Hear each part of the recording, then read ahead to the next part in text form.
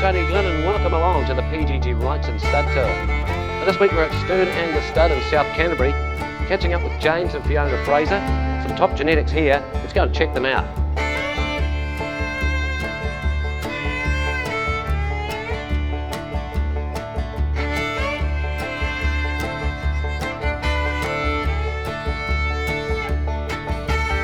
We're in South Canterbury. We're half an hour inland from Timaru and Totra Valley in the foothills of the Brothers Range. We're running over 1,000 Angus cattle. We are mating 600 odd 650 heifers and cows, and the numbers have been building over the last few years. My grandfather shifted the stud up from Tokanui in 1943. They were breeding smaller cattle than they are today. They were early maturing cattle, and over the years when he'd taken over, they went to some bigger frame cattle. He was the first to export a live animal to Scotland in the 1980s. He was the first to import live genetics from North America, but now the cycle has come back to a more moderate frame, commercially driven breeding operation. Now, are you yourself trying to breed a fairly moderate sized beast? Yes, certainly. The important things that we're looking to achieve are a moderate frame animal with real capacity, real depth and volume, spring of rib, so that the females of the engine room of the commercial herds have the capacity to take on low quality feed and convert it to quality meat. So you're running the stud in, of course, conjunction with your wife Fiona, and you have another top man out there too. Yes, Donald Hay, my stock manager, is a very important part of the business. He's been with me for 10 years, and he's keen on the cattle, and we work together closely in the bulls that we decide to use ourselves. And throughout the whole program, he's been an asset, and I hope that he'll continue to enjoy the business and remain with me for years to come. I was originally from Waimate, but pretty much worked all my life really in South Canterbury, from up the Hacker Valley to Fairlie and in Timaru. Yeah. So yeah, I've been around a few places. Been in some pretty rough blocks. Yeah, some rough blocks here. Learned a lot on those places as well. Yeah. A lot of the place had variation between a lot of different stock, from deer, sheep and cattle, and yeah. So it's quite a good thing coming here and get to put a fair bit into the cattle side of things, because I've seen it in different environments. Some hard-looking characters here behind you. What have we got? Oh, these are just rising first calvers, eating a bit of tag around the place. So yeah, they'll be calving in late August. Yeah. Well, these are going to be the backbone of the next generation coming forward. So we've got we cull heavily on first calvers. There's no second chances. They're just either in or out. And we're the main thing is first thing is in calf. Yeah. And then they've got a rear calf, and then it's got to be a good sized calf come to weaning, and then it's got to be a soundness of the cow, and they've all got to fit together to make the next cut. There's a lot of these here. They're all different bloodlines.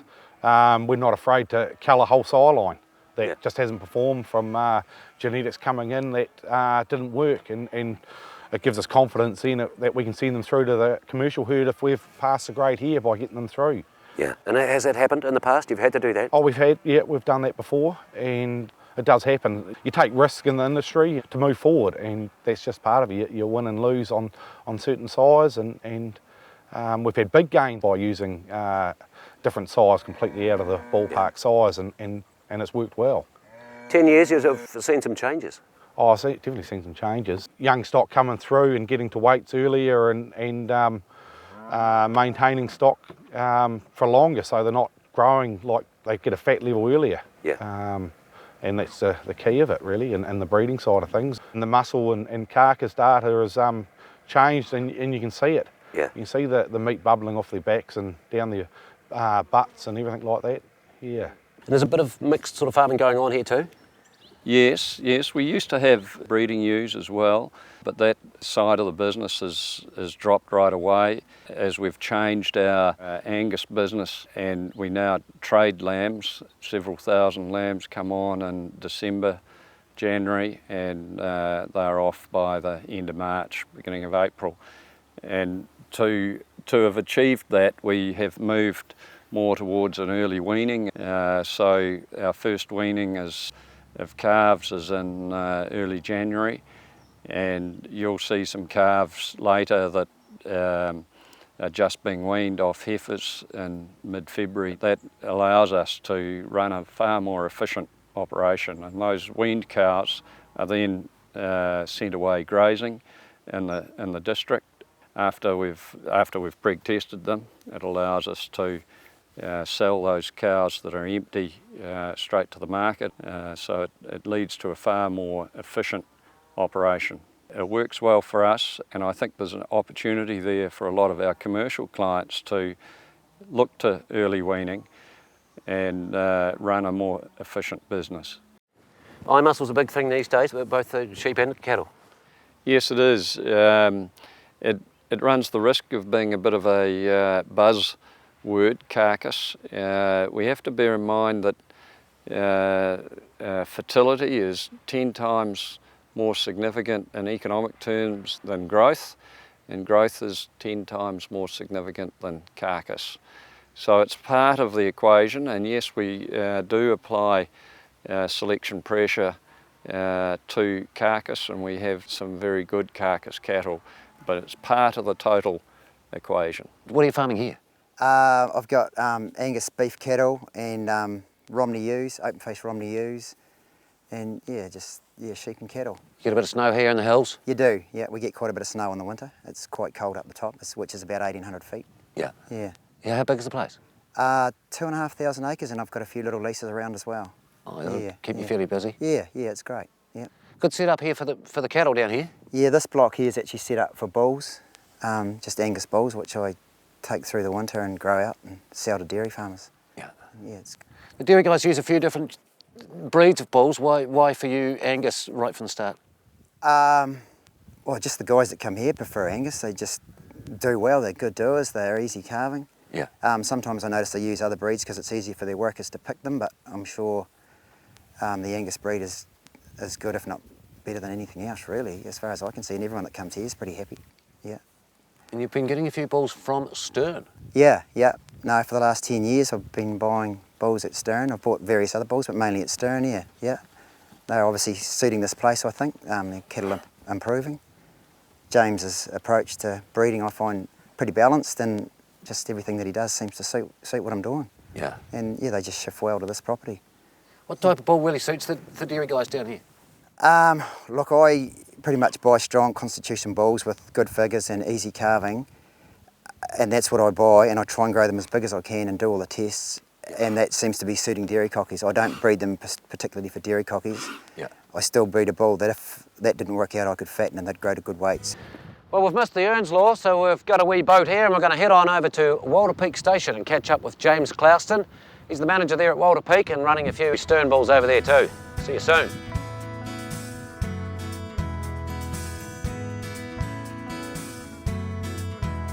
Now, would you say you're remote, not too far from Queenstown, but you can't exactly drive there in a car? We're not, I wouldn't say we're too remote. A lot of people think we are, but we're 25 minutes by boat.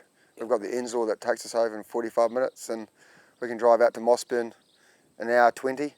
Piece of cake, beautiful place to live. Yeah, it is. Can't complain. Yeah, how long have you been here, James? It's our 5th season. Yeah. How big's the place? It's a fairly big outfit.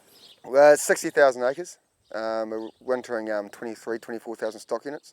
We're running merino sheep and headwaters, crossbred, and Angus cattle. There's still a few Herefords and the odd shorthorn blood going through. We're trying to phase them out and go to pure Angus. Was it traditionally all Herefords here? Yeah, it was originally traditionally all Herefords, and it's just the previous manager started putting the Angus bull out, and it's just we've continued it. Yeah. I like the way they walk around the hills here and a bit hardier, and there seems to be a few more options for them. Yeah. Well, how high up do you go? We range from the lakes at 300 metres up to Walter Peak itself is 2,000 metres. Yeah. Our cows will graze up to sort of 1,500 metres. Everything's sold store, so all our steer calves go off at weaning. We've got regular buyers that come back every year wanting the genetics. They obviously finish well for them, so... They come and buy them privately on the place here? Yeah, they come and buy them on the place. So you're calving the 2-year-olds? Yeah, we are calving our 2-year-olds. Very few calving issues. Yeah, so and the calves are are good animals when they come to sale date. We spend a day with James before the sale and having a good look around them, and he's got a wealth of knowledge and he knows his cattle very well, and he knows what would work here and what doesn't, and we've got a great relationship, and yeah, I wouldn't see any reason why we're at this stage why we would change. I like the cattle's temperament. They seem to get around the hill very well, and here they have to. In the winter they work pretty hard and they do lose quite a bit of condition, so they have to be able to bounce back and get into calf. They tick all the boxes. Yeah, because you would get a lot of snow here. Yeah, we do. We don't get it so much down the flat, but definitely out in the back, and where the cows winter, they can be under snow for a month, off and on. Yeah. Certainly, there's been fashions in the business, and we'll may well look back and look at the cattle that we're breeding today and say, well, why did that happen? The scientists said this or that, or we believed that a certain attribute was important, and it's always an evolving and changing business. There's no doubt about that. Well, people talk about type, James. What's your type? Well, the stern type is an animal that's got some real strength of bone, of head, of spring of rib. It's very sound in its feet and legs, and a durable, fertile animal. And at the end of the day, that's the priority, is fertility in our commercial customers. So if we can put together those attributes, that's the number one thing. And on top of that, we've added performance to a level that allows the resulting progeny to grow faster and mature at an earlier age than they used to, with strong carcass characteristics. So it's a package of the phenotype and the genotype that Stern is known for. The Stern cattle, I do find a very forgiving cattle. We do get tight here at times, and September, October probably is our pinch time. And I do calve my cows at the start of September, which is probably just early enough. But sometimes they go to the bull just light enough, but no, they are very forgiving cattle, I think. So a lot of figures there too, and how much emphasis do you put on that when you're selecting? That's number one, not 90% probably. I will not buy a bull that I don't like the figures of. It's as simple as that. Because I'm only wanting a commercial bull, but I end up wanting the bull that often a lot of stud breeders want, because I'm particularly fussy about the breeding values. It's just what I like. I won't buy a bull structurally that I don't like either, but I know before I go to a sale which bulls I'm going to look at, because I've been through the catalogue with a fine-tooth comb on, and there's a lot of bulls that just don't interest me. You reckon like a lot more people should put more emphasis on the figures now? When buying bulls, I believe so. It's the only way to make genetic progress. Yeah. If you're buying a bull purely on what he looks like, you're not really going to make any substantial progress. And hard to keep that happy mix. Oh, it is, but we have to introduce new genetics continuously, and we're always looking for the bull that's going to move us forward along that line. Sometimes they work, sometimes they don't. But if a bull hasn't worked, then he'll drop out of the equation here, and that's the benefit of the scale of the operation. Who's this guy, James? This is Stern Anzac that we share with Earnsklew Station. They bought a half share in him a couple of years ago. He's a rising 4-year-old at the bigger end of the bulls we breed, but he's a strong-boned, powerful, muscular bull. Earnsklew, a bit of a test sending a bull there. Yes, but Alistair's been delighted with the way Anzac's gone. Yeah, I think it's that type. We wanted he was looking for something with a bit of power and good performance numbers, and that's where we sit.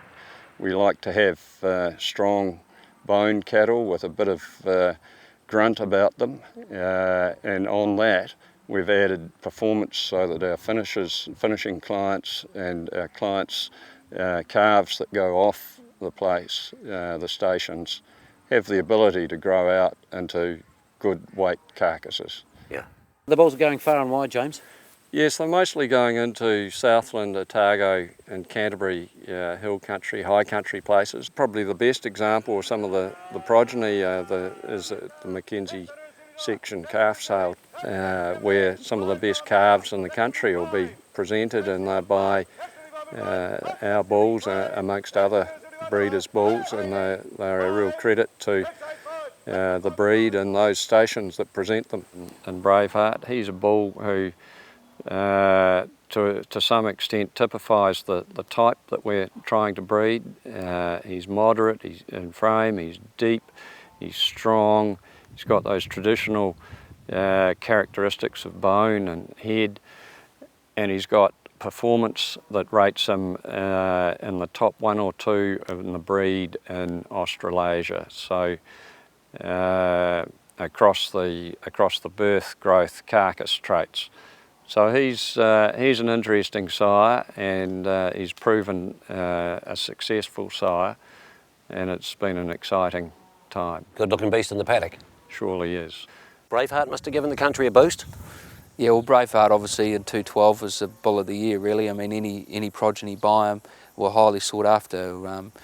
We obviously sold 5 packages of semen throughout New Zealand to some pretty influential studs, and he went off particularly well. One particular place he sold extremely well. So, yeah, it's good to see sort of the modern day bull really with phenotype and genotype, and he's just a grand example of personally where I believe the breed should be and where we've got to be heading.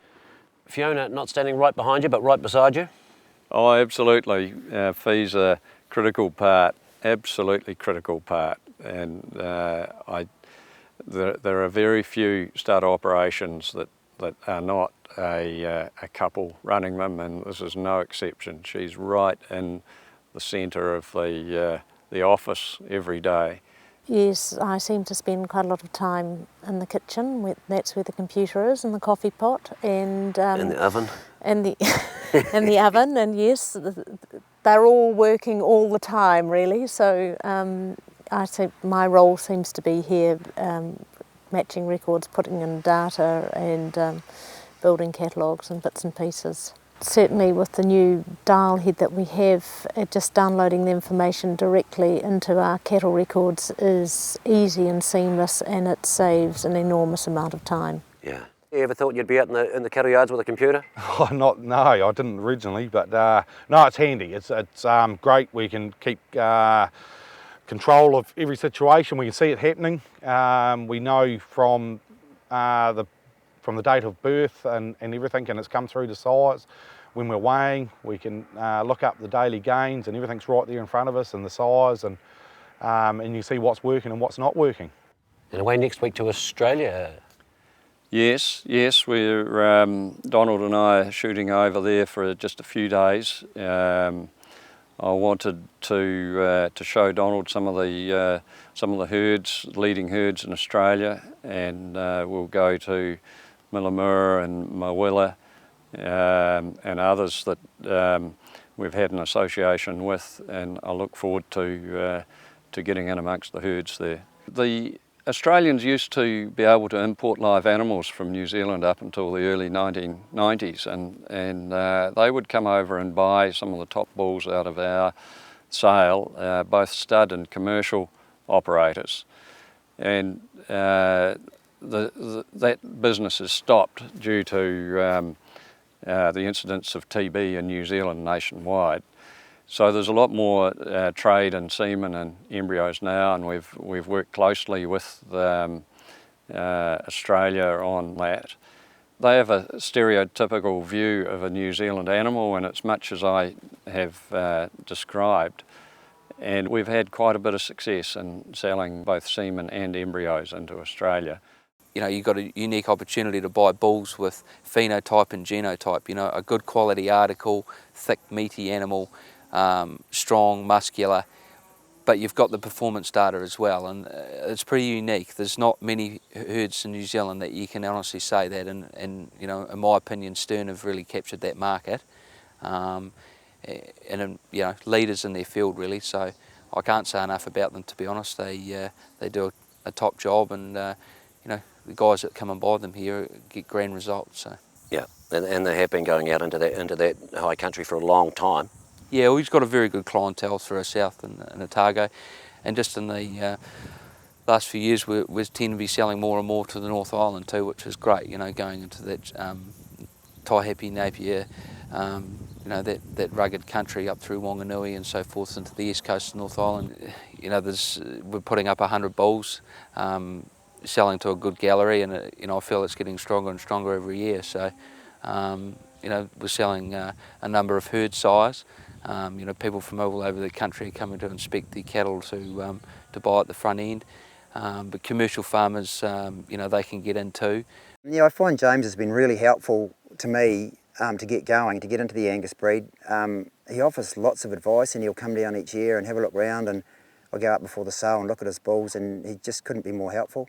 In fact, I've been to other sales where James has been there, and he's helped me pick out the best bulls there, so that shows that he really is trying to help what I'm doing, which I do appreciate. Clients, friends for life?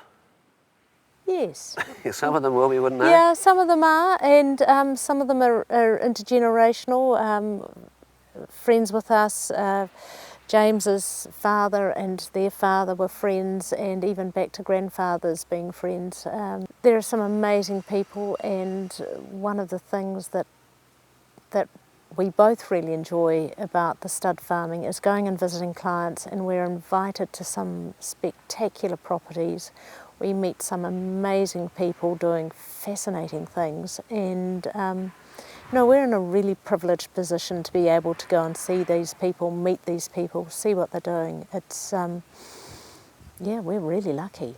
We're really lucky. So for you and James, you've raised a few children on the farm here? Three, yes, not too many.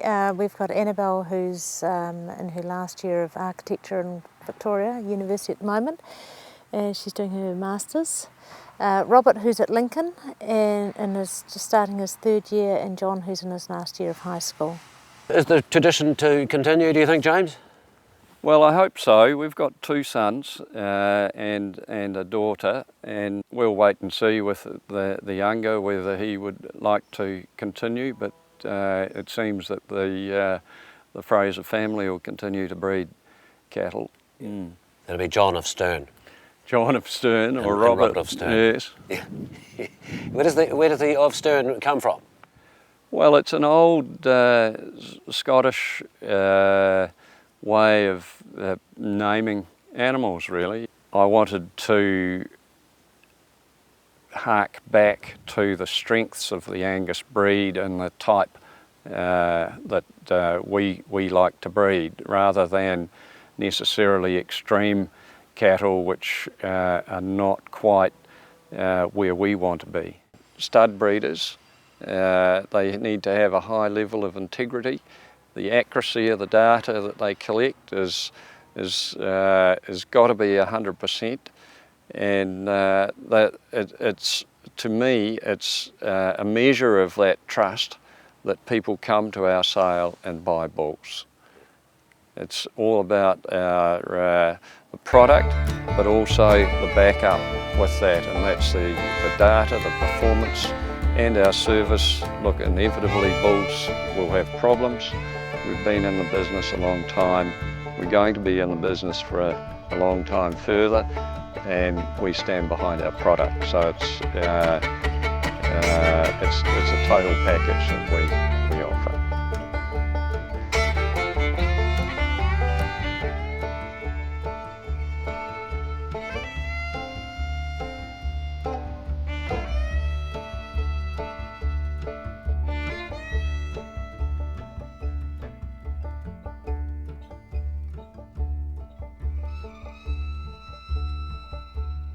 For more information on the PGG Wrightson Stud Tour, visit ruraltv.co.nz and come and join us on Facebook.